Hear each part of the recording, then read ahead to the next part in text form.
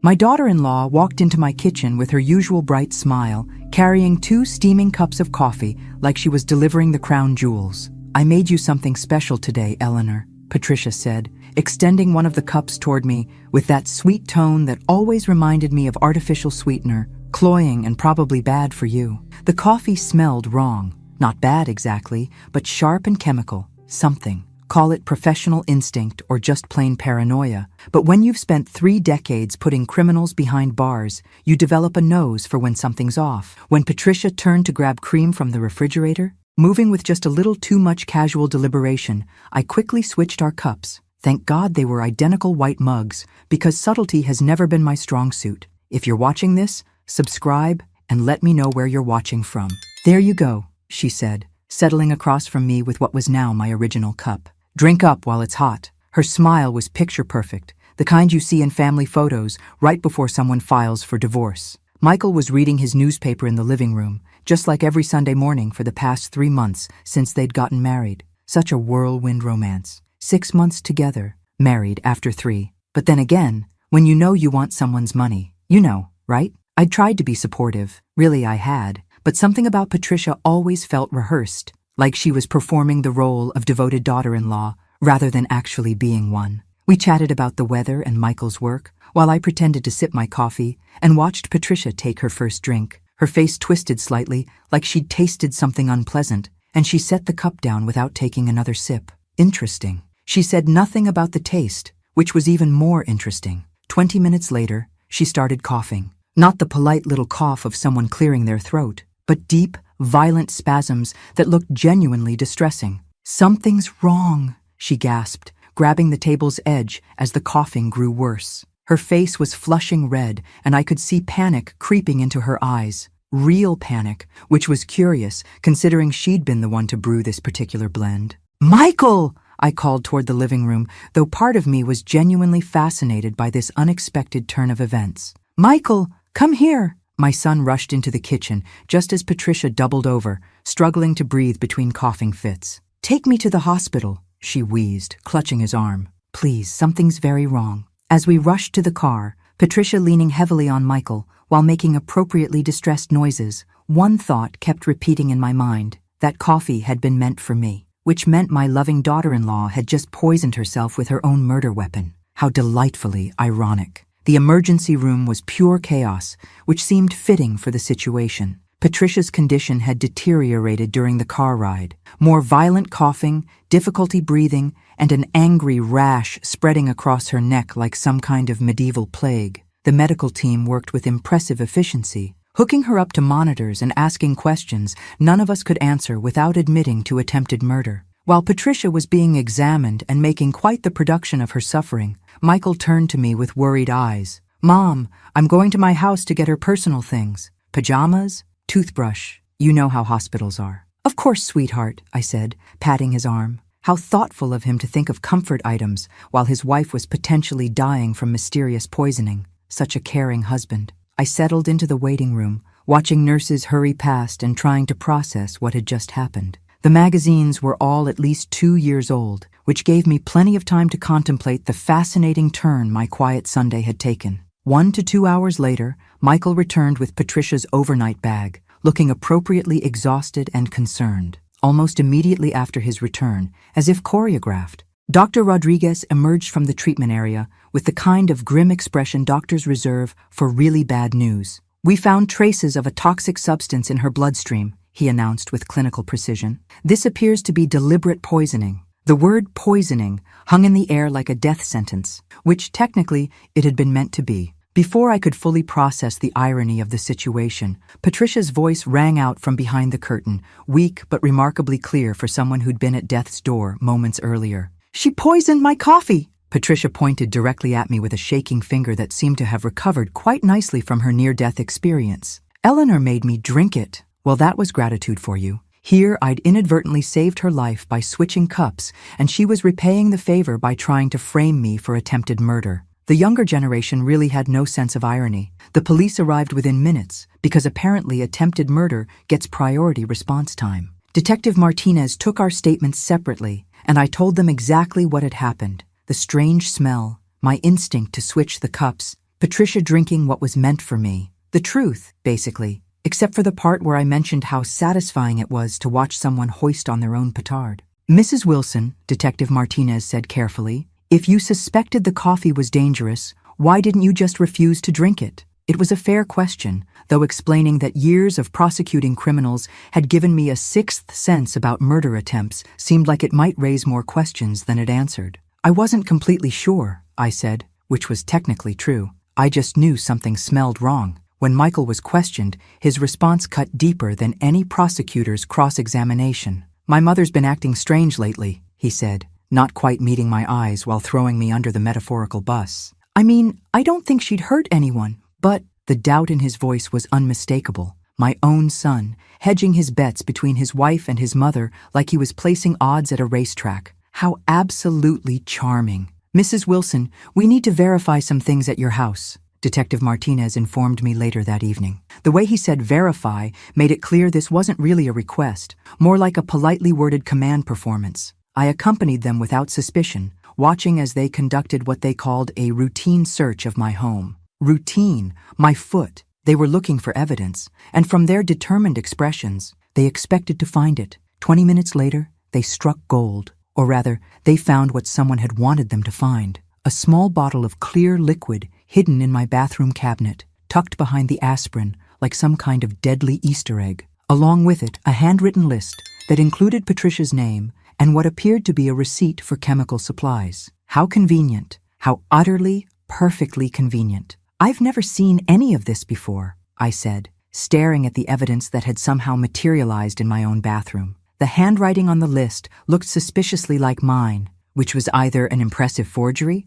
or I'd developed a split personality with homicidal tendencies. The officers exchanged those meaningful glances that law enforcement officers perfect in training, the look that says, "We've got our suspect," without actually saying it out loud. "This is highly suspicious," one murmured to his partner, as if I couldn't hear them standing 3 feet away. "But we'll need computer analysis and expert testimony to build a solid case," the other replied, clearly having watched too many crime shows. "Ma'am, we'll be back tomorrow morning with a complete search warrant," Detective Martinez informed me, with the kind of professional courtesy reserved for people who are definitely going to jail. "We need to examine your computer and bring in forensic specialists." They left a patrol car stationed in front of my house, ostensibly for my protection, but clearly for surveillance. I stood at my kitchen window, watching the officer in the car pretending to read a newspaper while obviously watching my house, and realized that I was no longer a victim reporting a crime.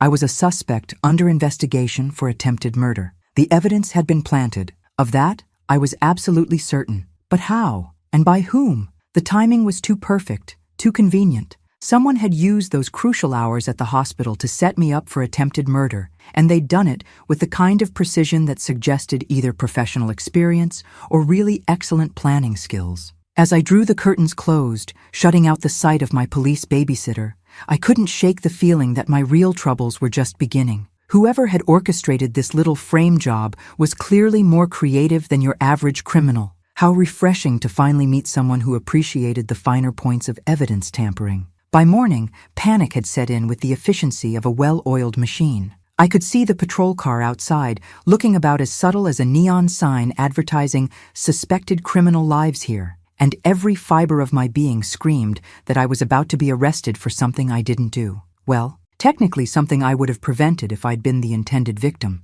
but let's not split hairs. I picked up my phone and dialed the one person I knew would believe me, mainly because he'd seen me in action for 20 years and knew I was far too smart to poison someone with my own coffee cups. "Frank, I need your help. I'm in a terrible situation," I said when my former colleague answered on the second ring. Frank Morrison had been my partner in the prosecutor's office for 2 decades. If anyone would recognize the difference between actual guilt and a really good frame job, it would be him. Plus, he owed me for covering for him during that unfortunate incident with the defense attorney and the hotel room, though we'd agreed never to speak of that again. "Frank, you've known me for 2 decades. You know I would never poison anyone." I paused. "Well, not anyone who didn't deserve it, and certainly not with such sloppy technique." "Of course I know that. Eleanor, tell me exactly what happened." I explained everything. The coffee, Patricia's theatrical poisoning, the conveniently planted evidence that had appeared in my bathroom like a malicious housewarming gift.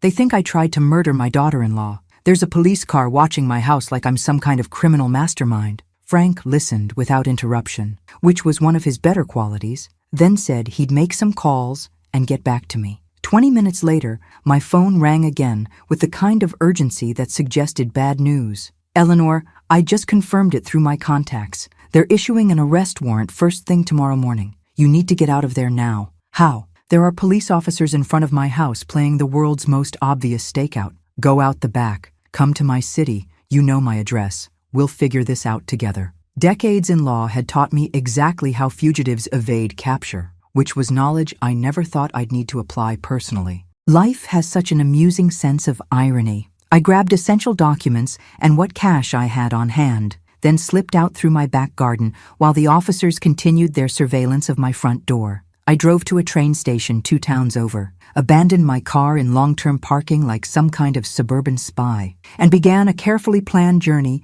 involving multiple trains and buses. By evening, I was standing on Frank's doorstep, officially a fugitive from justice. Well, I said when he opened the door, this isn't exactly how I planned to spend my golden years, but at least it's more exciting than Bridge Club. Frank's guest room felt like a safe house, which in many ways, it was. The irony wasn't lost on me. After spending my life putting people in jail, I was now hiding from the very system I'd once served. Eleanor, you're officially a fugitive, he said over coffee the next morning, as if I needed reminding. This is serious. If they arrest me, I'll never be able to prove my innocence from inside a jail cell, I replied, stirring sugar into my coffee with perhaps more force than necessary. We need to find out who Patricia really is, because I'm fairly certain devoted daughter-in-law isn't her actual profession. Frank had maintained contacts throughout law enforcement during his retirement, the kind of network that comes from decades of Christmas cards and professional favors. While I couldn't show my face anywhere without risking arrest, he could make discreet inquiries without raising red flags or awkward questions about harboring fugitives. Let's start with basic background verification, Frank suggested, pulling out his laptop. Something about this whole situation feels orchestrated, like someone's been planning this for months. We spent the morning mapping out what we knew. Patricia had appeared in Michael's life 6 months ago, like some kind of romantic gift from the universe. They'd married within 3 months. And now someone had tried to poison me using her as the unwitting weapon. The timing was either remarkably coincidental or remarkably planned, and in my experience, criminals rarely relied on coincidence. Frank began making calls to contacts in various police departments, carefully framing his inquiries as routine consultation work. Meanwhile, I tried to piece together everything I knew about my daughter-in-law, which was surprisingly little for someone who'd been eating Sunday dinner at my table for 3 months. She claimed to be a nurse, but I'd never seen evidence of her work schedule or heard her mention colleagues. She said she was from California, but her accent had subtle inconsistencies that I'd dismissed as regional variation. Small details that I'd overlooked as unimportant now seemed potentially significant, like pieces of a puzzle I'd been too polite to assemble. Eleanor, Frank said after his 3rd phone call, I'm going to run Patricia's name and details through some databases. If she's not who she claims to be, we'll find out. As we began our investigation, I couldn't help but think that somewhere out there, the real perpetrator was probably watching the news coverage of my case and congratulating themselves on executing the perfect crime. The kind of smugness that comes from successfully framing an innocent person must be particularly satisfying. Well, almost perfect. They'd underestimated one crucial factor. I was a prosecutor, not a victim, and I knew exactly how to dismantle a criminal conspiracy. Time to remind them why that distinction mattered. Frank's investigation yielded results faster than we'd expected, and they were more disturbing than even my cynical prosecutor's mind could have imagined. Apparently, my intuition about Patricia had been spot on,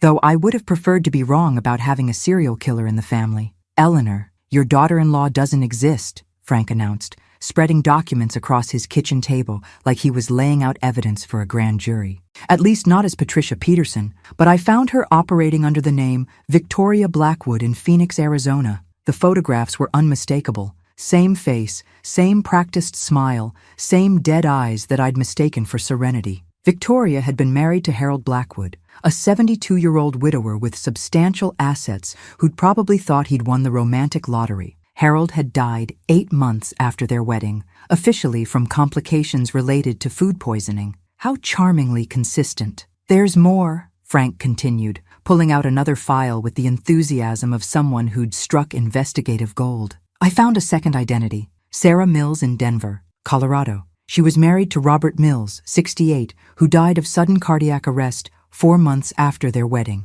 The pattern was crystal clear. Patricia was a serial killer who specialized in marrying wealthy older men, then inheriting their money after conveniently timed deaths. She'd turned matrimonial murder into a business model, which was almost impressive in its efficiency. "Frank, something's bothering me about the timing," I said, studying the evidence and feeling that familiar prosecutor's itch that meant I was missing something important. "How did she manage to plant evidence in my house so quickly? She was in the hospital being treated for poisoning." "That's been nagging at me too," Frank admitted, leaning back in his chair. "Patricia was unconscious for most of that time, and even if she wasn't, she was under constant medical supervision. Someone else had to help her. But who would have access to my house during those exact hours?" Even as I asked the question, I felt a cold dread settling in my stomach. Frank looked at me carefully, like a doctor preparing to deliver a terminal diagnosis. "Eleanor, only Michael had access to your house during that period, and if he didn't go where he said he went," I felt my stomach drop, like I'd been pushed off a cliff. My son would never do that. He was shocked when Patricia got sick, but even as I said it, I could hear the doubt creeping into my own voice. "Sometimes the people we love surprise us," Frank said gently, though his expression suggested he was thinking the same dark thoughts I was trying to avoid. "I'm just saying the timing was very convenient." The doubt he was planting felt like poison itself, spreading through my thoughts and contaminating every memory of that day. Someone had planted that evidence with perfect timing and intimate knowledge of my home. The question was, had my son betrayed me, or was I just being paranoid? Given recent events, paranoia seemed like a perfectly reasonable response. Frank's words haunted me through a sleepless night, playing on repeat like some kind of emotional torture device. The next morning, I had a sudden realization that made my blood run cold and reminded me why I'd been a decent prosecutor. I noticed details that other people missed. "Frank, I just remembered something that might be important. A few days ago, I installed a security camera by my front door because of break-ins in the neighborhood. You have video footage of that day?" Frank's eyebrows shot up like he'd just realized we might have struck evidentiary gold. "With everything that's happened, I completely forgot about it." I grabbed my phone, pulling up the security app with the kind of desperate hope usually reserved for lottery tickets. If Michael really went to his own house like he said, the camera won't show anything. But if he came to mine, my hands shook as I scrolled through the footage from the day we were at the hospital. Frank watched over my shoulder as I found the relevant time period, both of us holding our breath like we were defusing a bomb. There it was, clear as day and twice as damning. Michael's car pulling into my driveway at exactly the time he'd claimed to be at his own house. Michael walking to my front door with keys in his hand, moving with the kind of purposeful determination that suggested he knew exactly what he was doing. Michael entering my house and staying inside for over an hour, more than enough time to plant evidence throughout the house and probably redecorate while he was at it. Worst of all, the footage showed him leaving through my back door, clearly attempting to avoid the front camera. Because nothing says innocent son running errands like sneaking out the back door of your mother's house. "He lied," I whispered, staring at the screen like it might suddenly show a different version of events. "My own son lied to the police about where he was." Frank put a hand on my shoulder with the kind of gentle sympathy usually reserved for funeral parlors. "Eleanor, I'm sorry, but now we have concrete evidence." I couldn't speak for several minutes. The betrayal cut deeper than any physical wound, like someone had reached into my chest and rearranged my vital organs. My son, the child I'd raised, supported through every failure and celebrated through every small success, had actively participated in framing me for attempted murder. "Why?" I finally managed, though the word came out as more of a croak. "Why would Michael do this?" "I don't know," Frank said quietly, "but we're going to find out." The sweet family dinners, the loving conversations, the concern in Michael's eyes at the hospital, it had all been an elaborate performance. My son was a stranger wearing a familiar face, and apparently he was much better at acting than I'd ever given him credit for. How delightfully twisted. I'd raised my own Judas, and he'd sold me out for significantly more than 30 pieces of silver. Despite Frank's protests and his very reasonable concerns about my mental health, I knew what I had to do. I'm going there, Frank. I need to confront my son with all the evidence. Eleanor, that's dangerous, Frank said, using the tone usually reserved for talking people off ledges. You're a fugitive, and now we know Michael can't be trusted. This could be a trap. I need to hear it from him before we go to the police, I replied, checking my car keys with the determination of someone who'd already made an irrevocable decision. I need to understand why my own son thought murdering his mother was a reasonable weekend activity. I drove to Michael's house that evening, my heart pounding with a mixture of anger and heartbreak that felt like emotional whiplash. When I arrived, I could see lights on and hear voices inside, multiple voices, which meant Patricia was there too. Perfect. Nothing like a family reunion to really bring out everyone's true colors. I crept around to the side window and crouched down to listen, feeling like some kind of suburban spy. What I heard confirmed my worst fears and shattered what remained of my faith in both my parenting skills and my son's moral compass. Michael, stop feeling guilty about this. Patricia's voice was cold and calculating, like she was discussing weekend plans rather than attempted murder. Remember what we're doing this for. $7 million and a completely new life. I know, but seeing my mother like this, running from the police. Michael's voice was weak and conflicted, though not nearly conflicted enough for someone who'd just framed his mother for attempted murder. Your mother who treated you like a failure your entire life, who never believed in you. Patricia's manipulation was masterful, hitting every insecurity with surgical precision. With me, you're finally the man you were meant to be. I pulled out my phone and started recording, placing the camera carefully on the windowsill to capture both their faces. At least I'd have evidence of their little conspiracy, assuming I lived long enough to use it. You're right, Michael said, his voice growing stronger with conviction. She never respected me. At least with you, I feel like I matter. Suddenly, Patricia's eyes locked onto my phone like a predator spotting prey. Michael, your mother is here. Before I could move, Patricia had grabbed something from a drawer, a gun. Because apparently my evening wasn't quite dramatic enough yet. Her voice carried clearly through the window, meant for me to hear. You just made this so much easier, Eleanor. Now I can claim self-defense when you came back to finish what you started. I dropped below the window line, my heart racing like I'd just sprinted a marathon. Patricia was planning to kill me right there and make it look like I'd returned to complete my attempted murder of her. Well, at least she was consistent in her creativity. Eleanor, I know you're out there. Patricia's voice carried through the night air as she moved through the house with the gun, sounding like some kind of demented game show host. Let's finish this once and for all. I crouched behind the garden shed, trying to control my breathing and wondering if this was how my career in law enforcement was going to end, hiding behind garden tools while my daughter-in-law hunted me like a wild animal. The irony was almost poetic if you appreciated dark humor. Come out, wherever you are. Patricia called in a sing-song voice that would have been charming if it wasn't accompanying attempted murder. You can't hide forever, and frankly, I'm getting impatient. Through the open door, I could hear Michael's panicked voice. Patricia, this is getting way too dangerous. Maybe we should think about this. We should think about what? Patricia snapped back with the patience of someone who'd clearly reached her limit. She saw us. She heard everything. There's no going back now, Michael. We have to kill her for real this time. But what if someone hears the gunshot?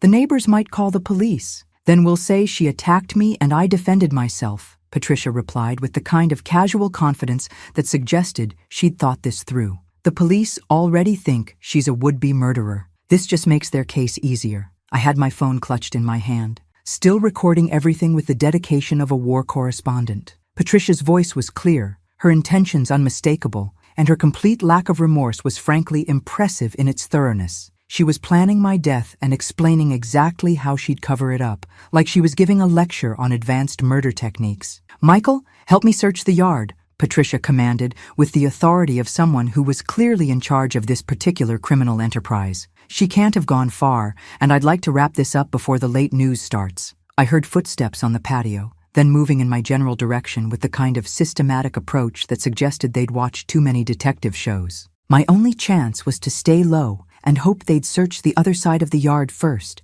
giving me time to plan my escape. This is completely insane, Michael muttered, but I could hear him following Patricia's orders anyway, because apparently attempted matricide was where he drew the line at independent thinking. Insane is letting a 70-year-old woman ruin our perfect plan, Patricia replied coldly. We've come too far to let her destroy everything now. Besides, Think of it as early inheritance. As they moved to the far corner of the yard, I saw my opportunity. Staying low and moving with the kind of stealth I'd never needed before, I crept toward the gate and slipped out into the alley behind the house. I ran to my car with more speed than I'd shown since high school track, hands shaking as I started the engine. I had everything I needed now. Video evidence of Michael planting evidence, audio recordings of their conspiracy, and Patricia's direct threats to kill me. Time to end this nightmare once and for all, assuming I could survive long enough to see justice served. I drove straight to Frank's house, my hands still trembling from adrenaline